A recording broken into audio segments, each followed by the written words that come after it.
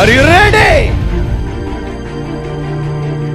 ఒక పాస్టర్ గారు చెప్తున్న సాక్ష్యం, తన చర్చిలో ఒక విశ్వాసికి జరిగిన సాక్ష్యం. ఆ బ్రదర్ గారికి మధ్య వయస్కుడు, కడుపులో ఒక రకమైన నొప్పి. ఆ ట్యాబ్లెట్ వాడుతున్నాడు, ఈ ట్యాబ్లెట్ వాడుతున్నాడు. ఒక అరగంట తగ్గిద్ది, లేదా ఒక పూట తగ్గిద్ది, మళ్ళీ రేపు పొద్దున వచ్చేద్ది. అలా ఒక నెల దాకా అలా తీసుకెళ్ళాడు. భార్య అంది, ఏంటండి బాబు ఇలాగ పెయిన్ కిల్లర్స్ వాడితే చాలా డేంజర్ అండి, మన హాస్పిటల్ తీసుకెళ్దామంటే భర్త అంటాడు, ఏదో ఒకటి చెప్తారే మనకని. ఏదో చెప్తే చెప్పనేవండి, లేకపోతే ఇలా మీరు పెయిన్ కిల్లర్స్ వాడితే ఎలాగా అనగానే భార్య మాట తట్టుకోలేక భర్త వెళ్ళాడు. హాస్పిటల్కి వెళ్ళగానే వారు ఎక్స్రేలు, స్కానింగ్లు, ఈసీజీ తీసి కడుపులో ఒక ట్యూమర్ ఉంది, ఆపరేషన్ చేయాలి, 3 రోజుల తర్వాత రండి అన్నారు. అలా 3 రోజుల తర్వాత వెళ్ళారు. 4వ రోజు తెల్లవారుజాము ఆపరేషన్ చేస్తారు. కానీ అడ్మిట్ అయిన రోజునే ఆ కాంపౌండర్లు, నర్సులు, అసోసియేట్ డాక్టర్స్ వచ్చి ఏమన్నారంటే, సారు వేరే దేశానికి వెళ్ళారు, అందువలన ఇంకా 3 రోజుల దాకా రారు, అందువలన మీరు 3 రోజుల తర్వాత రండి. ఈ 3 రోజులు ఏమీ అవ్వకుండా ఉండడానికి కొన్ని ట్యాబ్లెట్లు ఇచ్చారు, ఇంజక్షన్లు ఇచ్చారు, అది పొద్దున్న సాయంత్రం వాడండి అని చెప్పి ఆ చీటీ రాసి పంపించేశారు. ఆ వ్యక్తికి అనుమానం వచ్చేసింది. అంటే డాక్టర్ గారు ఆపరేషన్ చేయలేదంటే ఇదేదో పెద్ద సీరియస్ కేసు లాగా ఉంది, అందుకే ఈయన ఆపరేషన్ చేయలేదు, ఇదేంటి దేవుడా అని ఈయన కృంగిపోతున్నాడు. ఈయన కృంగిపోయి కుమిలిపోతున్నాడు. 3 రోజుల తర్వాత మళ్ళా వెళ్ళారు, అడ్మిట్ చేసుకున్నారు. డాక్టర్ గారు అన్నారు, మళ్ళా మీది ఎక్స్రేలు తీయాలన్నారు. మళ్ళా ఎక్స్రే తీశారు. ఉదయం 11 గంటలకల్లా ఆపరేషన్ టైం సెట్ చేశారు. ఉదయం 10 అయింది, 11 అయింది, కానీ ఎక్కడ తీసుకెళ్ళట్లా, ఆపరేషన్ థియేటర్కి తీసుకెళ్ళట్లా. 12 అయింది, తీసుకెళ్ళట్లా. ఆయనకి ఎలా ఉంటుందో చూడండి. 1 అయింది, తీసుకెళ్ళట్లా. ఈ డాక్టర్ గారు వేరే సీనియర్ డాక్టర్స్ని, సీనియర్ సర్జన్ని కలిసి మళ్ళా చేస్తుంటే మళ్ళా ఎక్స్రే తీయాలన్నారు. మళ్ళా ఎక్స్రే తీశారు. సాయంత్రం 5 అయింది, ఆపరేషన్ థియేటర్ తీసుకెళ్ళట్లా. వెంటనే ఆ స్థానిక డాక్టరు పేషెంట్ని పిలిచాడు. నువ్వు కూర్చో అన్నాడు. నీకేం వచ్చింది అన్నాడు. నాకేం వచ్చిందండి, మీరే అన్నారు కదండి ట్యూమర్ ఉందని. ఫస్ట్ ఎక్స్రేలో ట్యూమర్ కనబడుతుంది. 11 గంటల నుండి 2 ఎక్స్రేలు తీపిచ్చాను, ఇంతమంది సర్జన్ తీసుకొచ్చాను. నా హాస్పిటల్ హిస్టరీలో ఇంత మట్టికి జరిగింది. ఈ ఎక్స్రేలో గడ్డ కనపడుతుంది, ఈ 2 ఎక్స్రేలో గడ్డ కనపడట్లా. Sudden surprise. ఏ సర్ప్రైజ్? గట్టి చెప్పండి. Sudden surprise. ఎవరు ఊహించలా, ఎవరు చింతించలా, కానీ ఎలా జరిగింది ఇంకొక ఆయన ఊహించాడు, ఇంకొక ఆయన చింతించాడు. హల్లెలూయా, హల్లెలూయా. నువ్వు బాగుండాలని ప్రపంచంలో ఎవరు కోరుకోరు. నన్ను అపార్థం చేసుకోండి, అమ్మా నాన్నలు మిగతా వాళ్ళు కోరుకోరని అనట్లా. నేను ఈ ప్రపంచంలో నువ్వు బాగుండాలని మొట్టమొదటిగా కోరుకునేది మన యేసయ్య. నువ్వు సంతోషంగా ఉండాలని కోరుకునేది మన యేసయ్య. మనం ఆరోగ్యంగా ఉండాలని కోరుకునేది యేసయ్య. మనం ఉన్నత స్థితిలో ఉండాలని కోరుకునేది యేసయ్య. ఉన్నత శిఖరాల్లో ఉండాలని కోరుకునేది యేసయ్య. పరిచర్య అభివృద్ధి పొందాలని కోరుకునేది యేసయ్య. అపోస్తలుడైన పౌలు క్రైస్తవులను హింసించాడు, సంఘాలని నేలమట్టం చేశాడు, పాస్టర్లని చంపాడు. కానీ ఒకరోజు అకస్మాత్తుగా కత్తి పట్టుకున్న వాడిని 2 అంచుల వాడిగల ఖడ్గం పట్టించాడు. ఏ సర్ప్రైజ్? గట్టి చెప్పండి. ఎవరు ఊహించలా, గట్టిగా ఎవరు ఊహించలా, ఎవరు చింతించలా, ఎవరు ఆలోచించలా. ఒక ఆయన ఊహించాడు. ఆమెను కాదు, ఎవరు? ఒక ఆయన చింతించాడు. ఎవరు?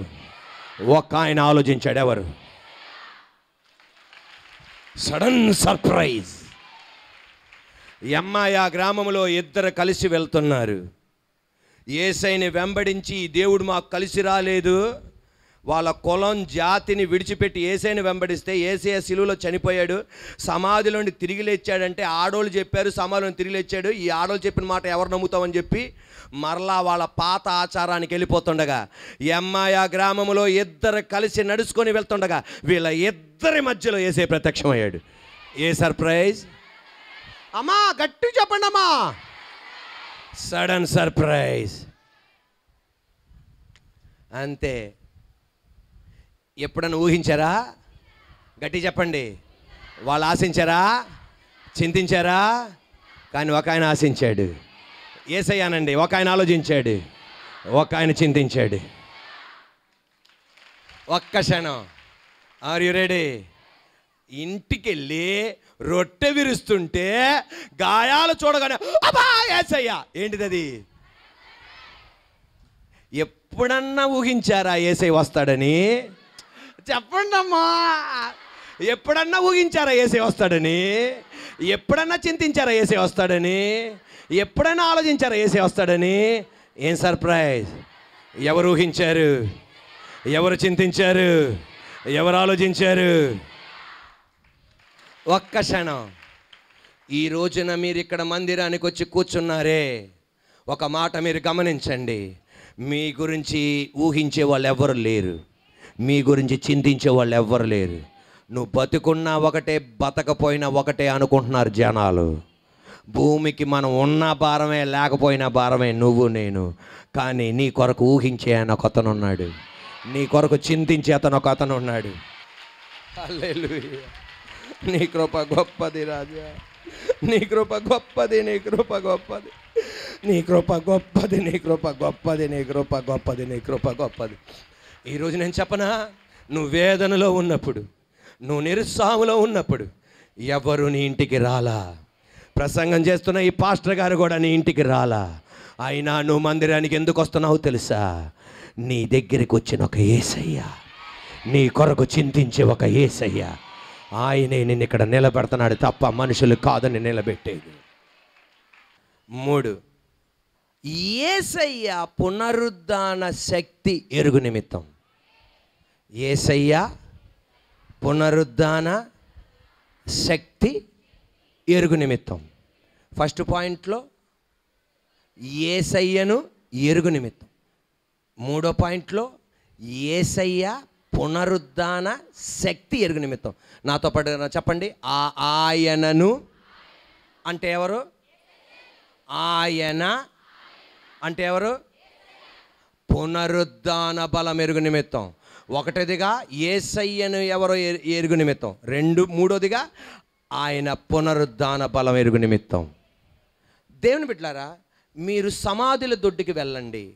కొమ్మరిపాలెంలో గోరీల దొడ్డి అని ఉంటుంది. ఆయా ప్రాంతాల్లో గోరీల దొడ్డి ఉంటుంది.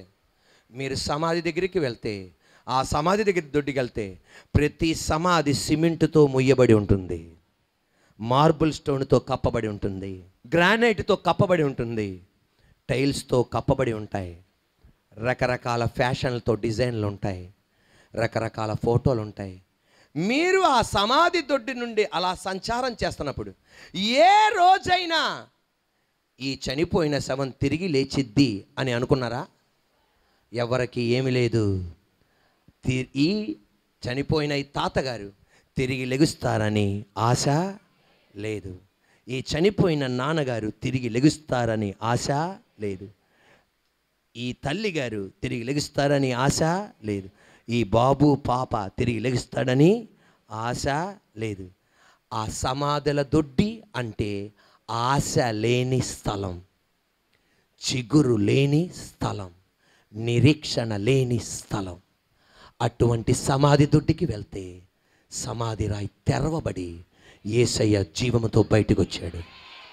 ఈరోజు ఆయన పునరుద్ధాన శక్తి ఎంత గొప్పదంటే, ఇక నా ఇల్లు దీవింపబడుతుందని ఆశ లేదు, మా అబ్బాయి తిరిగి వస్తాడని ఆశ లేదు, మా అమ్మాయి మా ఇంటికి తిరిగి వస్తుందని ఆశ లేదు, నా కుటుంబం ఐక్యతగా ఉంటుందని ఆశ లేదు, నేను దీవింపబడతానని ఆశ లేదు.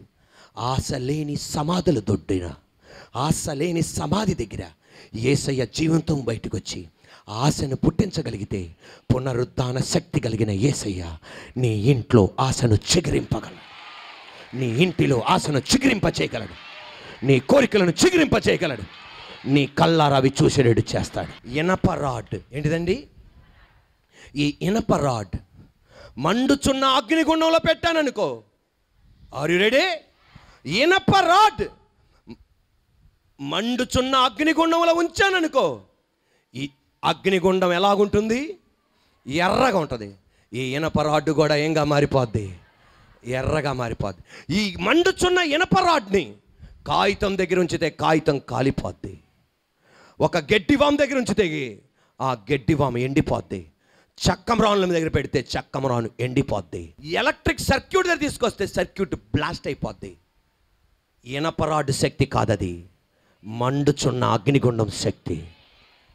ఒక ఇనపరాడ్డుగా ఉన్న పౌలు మండుచున్న పునరుద్ధాన శక్తితో పడగానే ఈయన కూడా మండేవాడిగా మారిపోయాడు. రోమా పట్టణానికి వెళ్ళగానే అక్కడ అద్భుతం చేశాడు. ఎఫీసీ పట్టణంలో అద్భుతం చేశాడు. తెసలోనిక పట్టణంలో అద్భుతం చేశాడు. కొలసీ పట్టణంలో అద్భుతం చేశాడు. ఫిలిప్పీ పట్టణంలో అద్భుతం చేశాడు. ప్రజలను దేవుని వైపు తిప్పాడు. ఈ మంట ఆగకూడదు. ఇంకా నేను పునరుద్ధాన శక్తి ఎరగాలి, ఇంకా నేను ఎరగాలి, ఇంకా నేను ఎరగాలి. హల్లెలూయా. ఇంకొక మాటలో చెప్పాలంటే పౌలు నా తుది శ్వాస దాకా, ఆమేనండి, ఈ పునరుద్ధాన శక్తి మండుతూనే ఉండాలి. ఇనపరాడు మండుచున్న అగ్ని కొలిమిలో పెట్టి బయటికి తీస్తే ఒక 2 గంటల దాకా ఏమైపోద్ది? 2 గంటల తర్వాత ఏమైపోద్ది? చల్లారిపోద్ది. అలా చల్లారకూడదు, దానితో కనెక్ట్ అయి ఉండాలి. మళ్ళా పునరుద్ధాన శక్తి ఎరుగు నిమిత్తం నా జీవితమంతా మండుతూనే ఉండాలి.